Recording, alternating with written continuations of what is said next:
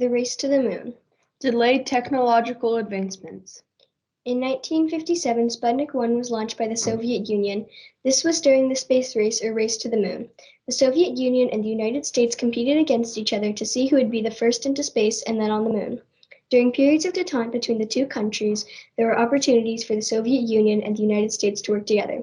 If the Soviet Union and the United States had worked jointly using diplomacy rather than competition, technological advancements may have come sooner. From the end of World War II until sometime in the late 1980s, the USSR and the USA were in a Cold War. This is when there's political hostility between different sides, generally between countries, but no open conflict. On October 4th, 1957, the USSR became the first to launch an artificial Earth satellite, Sputnik 1. This began a new phase of the Cold War, the space race, and the Soviets were in the lead. At the time, there was no way to tell what Sputnik 1 was, and the U.S. military was worried that it could possibly be a way for the USSR to spy on them. Every 98 minutes for 22 days, as it circled the globe, Sputnik 1 reminded the world what it was with its signature beep. The Americans may have been worried that the Soviets were able to spy on them from space, but an even bigger worry was that it could have been a nuclear weapon. At the end of World War II, the US and the Soviet Union both hired German rocket scientists and put them to work for their space agencies, and because the two countries did not trust each other, they both developed their own rocket programs. Wernher von Braun was the most famous in the USA and worked for NASA, National Aeronautics and Space Administration, and Sergei Korolev was the most famous from the USSR. Both countries spent the next decade launching satellites and testing spacecraft in the race to become the first to do things in space. The first artificial satellite and first signals from space, Sputnik 1, October 4th, 1957, USSR. The first mammal to orbit Earth was Lake of the Dog, November 3rd, 1957, USSR. The first solar-powered satellite, March 17, 1958, USA. The first to leave Earth's orbit and first lunar flyby was on January 2nd, 1959, USSR. The first photograph of Earth from orbit was taken August 7, 1959, USA.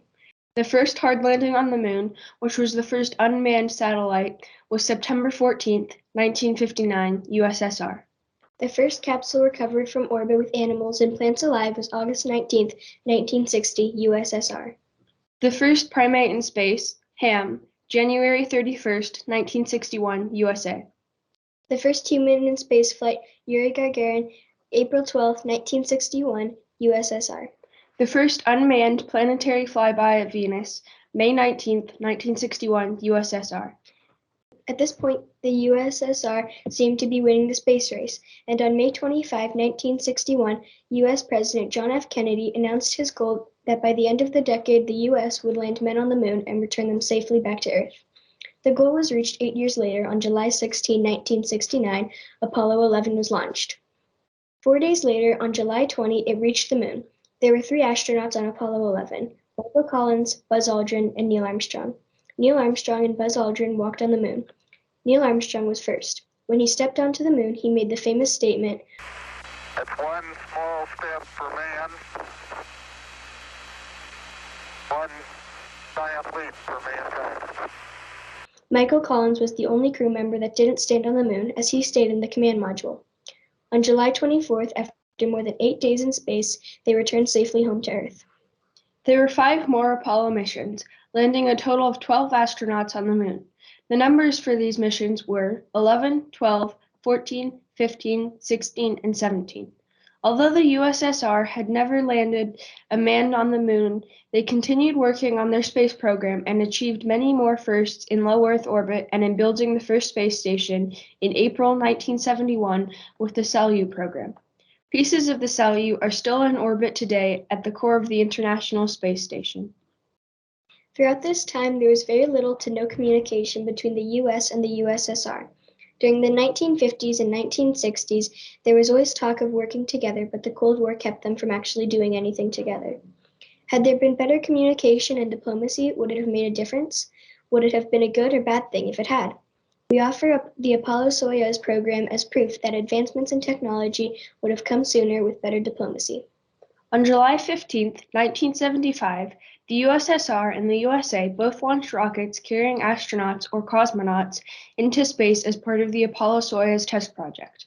2 days later, on July 17th, nearly 6 years to the day after the first moon landing, Americans and Soviets shook hands in space, formally, for many people, ending the space race.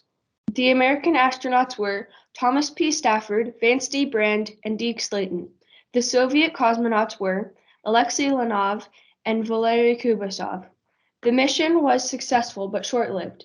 2 days later, after conducting many experiments together, they separated and returned home. I really believe that we were sort of an example to the countries, astronaut Vance Brand said in a NASA oral history interview in 2000. We were a little of a spark or a foot in the door that started better communications. This was the last time American astronauts were launched into space aboard an American space capsule until 2020. The U.S. shifted their space program to shuttle missions in 1991. The definite end of the space race occurred with the collapse of the USSR. Russians and Americans began a joint program called the Shuttle Mir in 1993. The U.S., using their shuttles over 11 missions, carried Russian cosmonauts and supplies to the Mir station. The program ended in 1998 following a collision and fire on the Mir station in 1997. Then, in 1998, the construction of the International Space Station began. It was finished in 2012, another international mission in space. Because of the success of the Apollo-Soyuz project and later the Shuttle Mir and now the International Space Station, we believe that had diplomacy been possible during the Cold War, the technological advancements that did come after the space race would have come much sooner.